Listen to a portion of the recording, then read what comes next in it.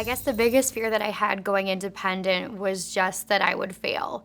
And I feel like one of the things that I learned was like, just in anything in life is you can fail, but you learn from it. So every time that you do something and then you fail, you have that education to move forward and then do better. Sometimes you just have to jump in, and as an entrepreneur, you're going to make mistakes. That's part of the nature of owning a business, is sometimes making a mistake and just sort of picking yourself up and dusting yourself off and realigning your business so you don't make the same mistake twice and keep going.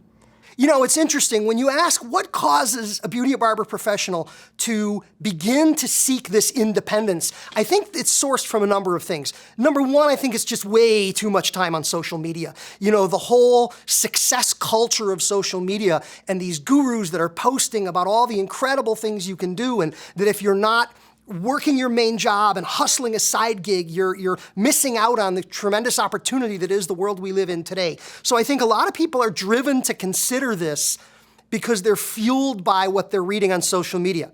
Not necessarily a great situation, because it's not for everyone, and a lot of that information is, in fact, misinformation.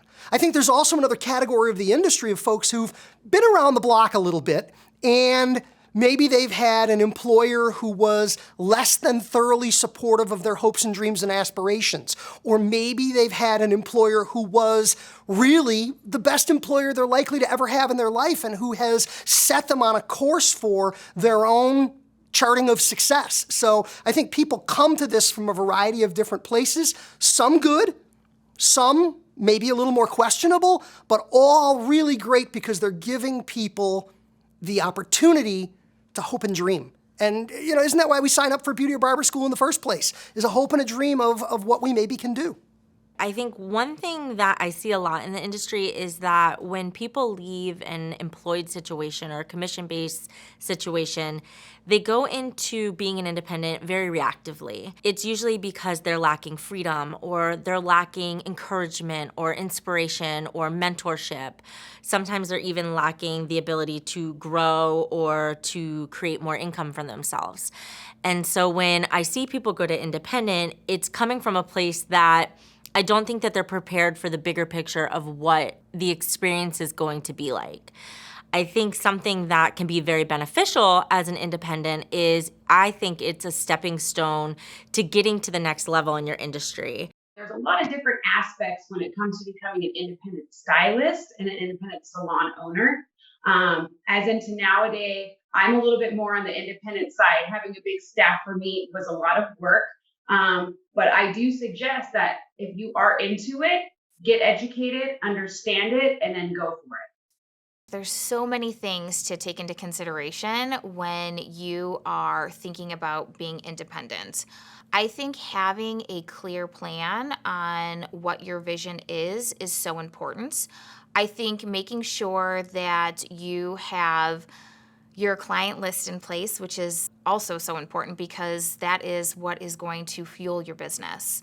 And then having a plan in place, what are you going to do if you do lose clients? Having a marketing strategy, making sure that you are present on social media, making sure that you truly understand all of the costs of everything. And I always say if someone is going independent, it is very important to break down like cost per service. What does your color cost? What does your highlights cost? Like, what is the entire commitment and financial commitment that you're making to this new venture? And when you actually do things in a way that is set up like a business plan and you're not just emotionally making decisions, that's when you truly can be very, very successful as an independent artist. I think it's a great opportunity to really dip your toe into responsibility, being a business owner. And I think one thing that isn't thought of enough when leaving an employed situation and going into a suite or just being an independent in general is that you are now your own business. And a lot of people go into being an independent thinking, I'm just a hairdresser. And that's not the case. You are now responsible for all communication with clientele.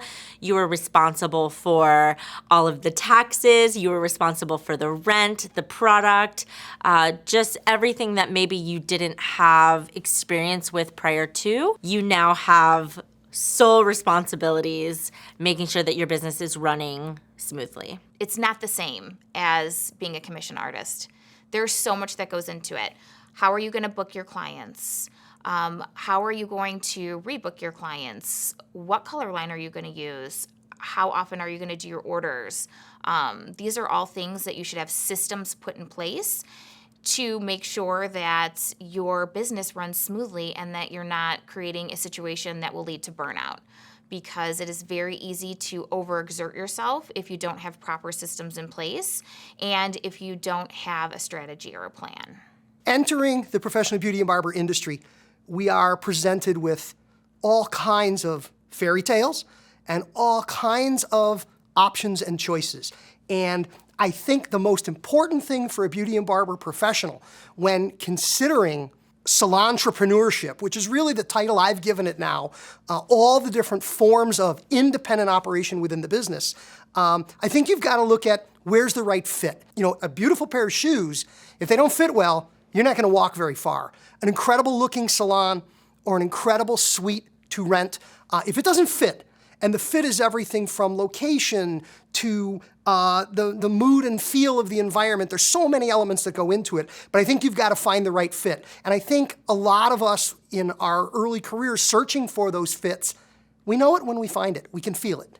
Going into business for yourself is not for everybody, but once you make that decision to do it, I say go for it. You have to be all in. When you go into business for yourself as an entrepreneur, you just have to go all in.